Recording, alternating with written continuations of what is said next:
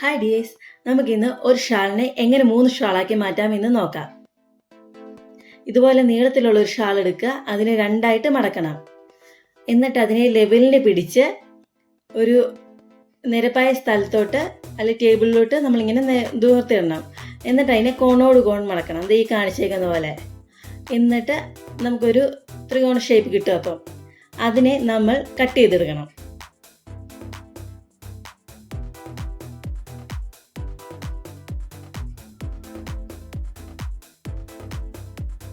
ഇവിടെ നമ്മുടെ ഷോളിൻ്റെ പകുതി പരിപാടി തീർന്നിട്ടുണ്ട്.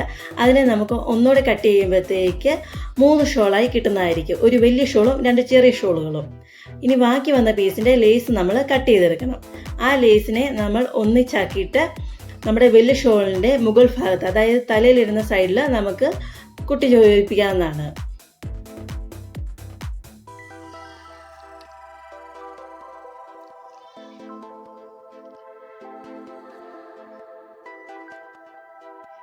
ഇനി ബാക്കി 2 സൈഡും നമുക്ക് മടക്കി അടിക്കാം.